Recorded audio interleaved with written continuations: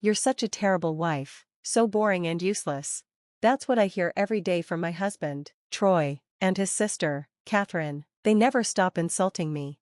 "Get out of this house, you worthless wife, you don't even do your chores." Even my mother-in-law, Jennifer, joined in. She yelled at me, threw salt all over me, and some even got into my mouth. It was disgusting. Then Jennifer handed me some papers. "Here you go, these are your divorce papers." It was obvious they had planned this together. I took the papers, signed them, and packed my things to leave. "Well, that's it," I said. "You should all be thankful I even stayed this long to take care of you. Hi, I'm Cynthia, a 30-year-old office worker. I've been married to Troy for 2 years. We met on a blind date. Back then, Troy worked at a small company. He was the one who showed interest in me first. He seemed kind, responsible, and hardworking, even though he was 2 years younger. I thought he'd make a good partner, so we started dating.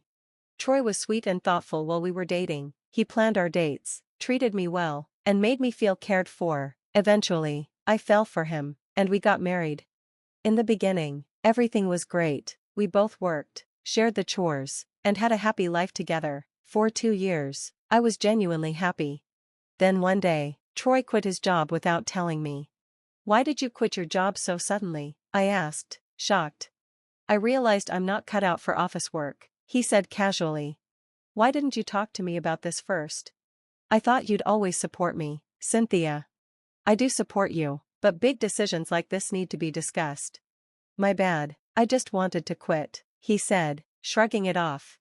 I was surprised. I didn't know he hated his job so much. For now, it was okay because I earned enough to support us, but I wanted him to find a new job soon. 2 weeks later, Troy had another surprise.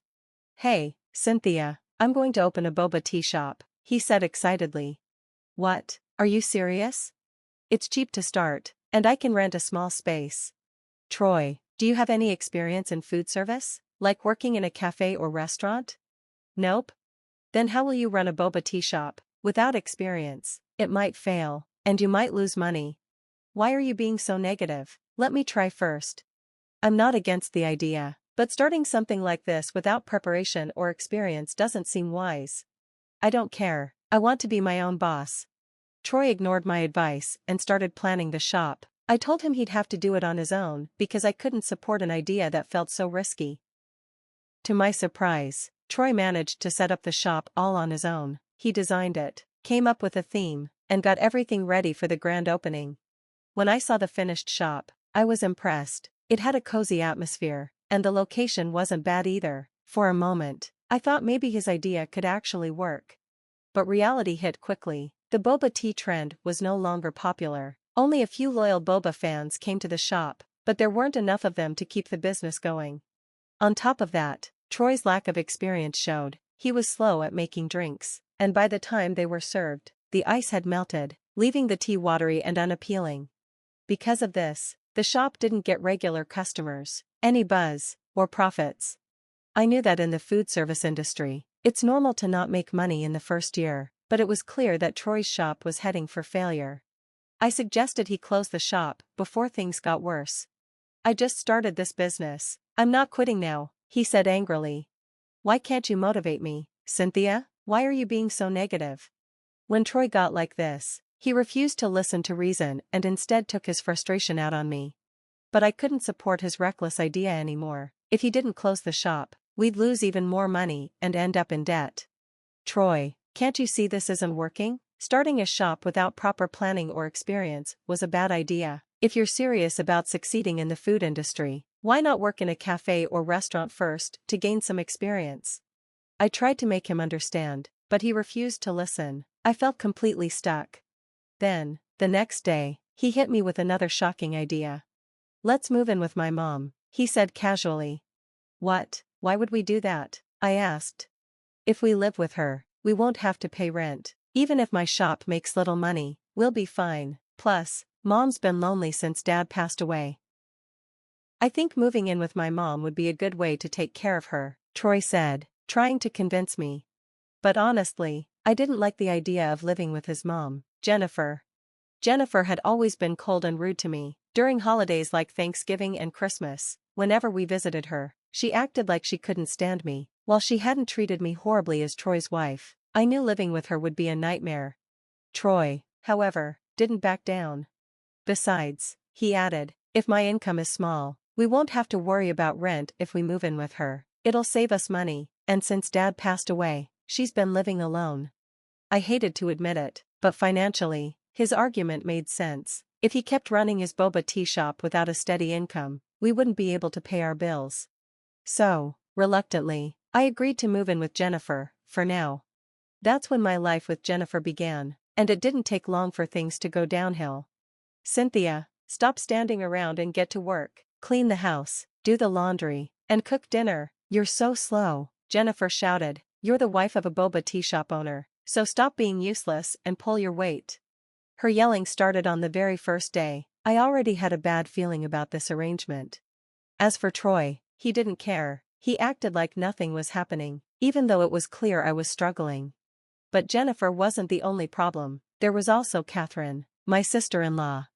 After moving in, I found out Catherine had divorced her husband and was now living with Jennifer along with her daughter, Elizabeth. One day, Catherine snapped at me, Cynthia, why is there no ice cream in the fridge? Because your daughter ate 2 of them yesterday, I replied. What? That's not the point. When you see there's no ice cream, you should go out and buy more. You're such an inconsiderate wife. Catherine and Jennifer constantly found reasons to criticize me, no matter what I did. And Troy? He just sat on the couch, scrolling through his phone, completely ignoring everything happening around him. Within just a few days of moving in, I was already at my breaking point. I soon found out that Jennifer's house still had a 35-year mortgage, and she was using my late father-in-law's inheritance and pension to pay for it. Neither Jennifer nor Catherine worked. Despite this, Jennifer demanded money from us. If you're going to live here, you need to contribute. I want $2,000 a month for living expenses, she said. This made no sense to me. Troy had told me we wouldn't have to pay rent, which was the whole reason I agreed to move in, but now Jennifer was treating us like tenants. Still, I paid her without complaining because Troy reassured me. Sales at my shop are picking up, he said confidently, just give it a little more time.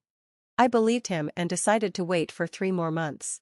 During this time, Jennifer and Catherine kept bullying me. One day, I decided to visit Troy's boba tea shop without telling him. To my shock, the shop was completely empty. I stayed and watched for a while, but no customers came.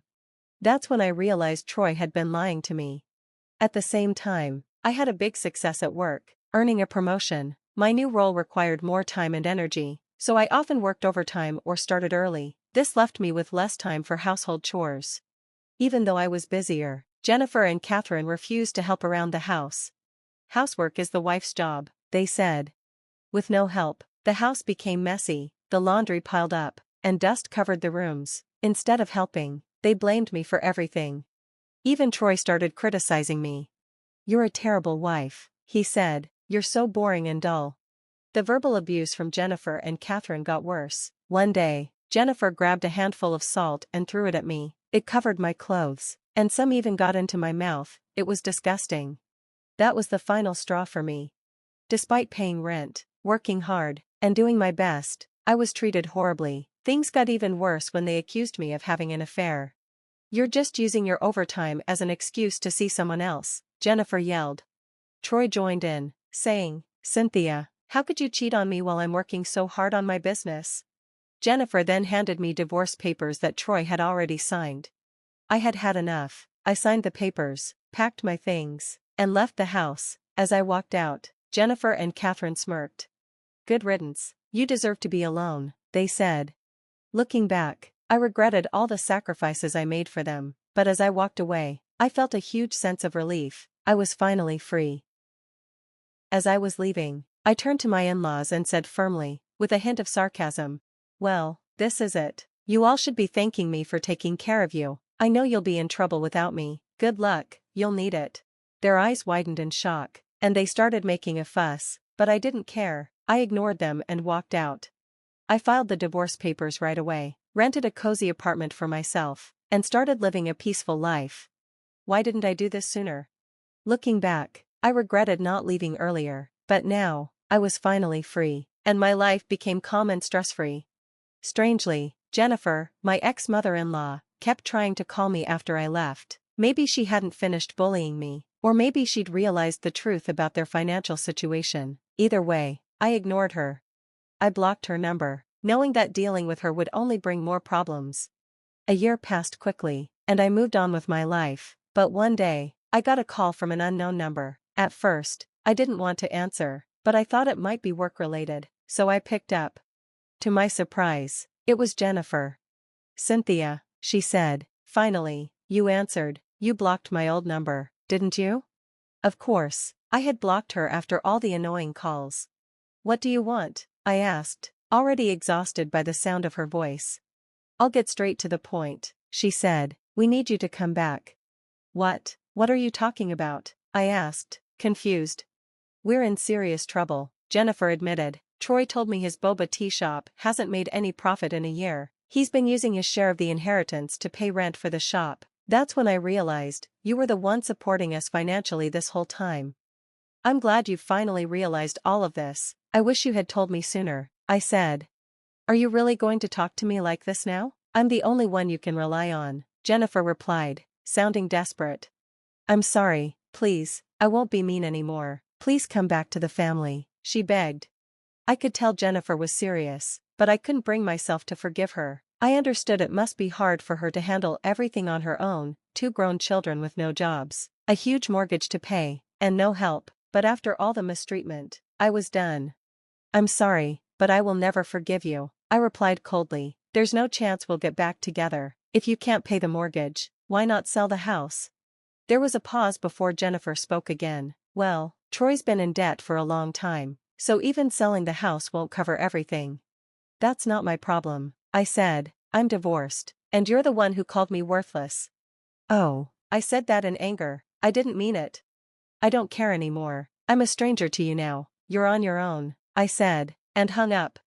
Later, a mutual friend told me what happened to Troy and his family. They couldn't pay the mortgage and had to sell the house, but it went for much less than expected, and they were still left with a lot of debt. Troy's boba tea shop was also losing money, so they were all working part-time jobs to pay off their debts.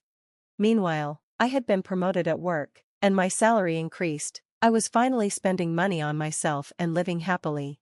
Looking back, I realized Troy had always been irresponsible and immature. His sister Catherine and his mother Jennifer were even worse. I had endured too much living with that toxic family. In the end, I'm glad Troy's boba tea shop failed. He should have gained some experience before starting his own business. Now, I'm happy and peaceful, living my own life. Thank you for watching until the end. Please subscribe to our channel and hit the like button. See you in the next video.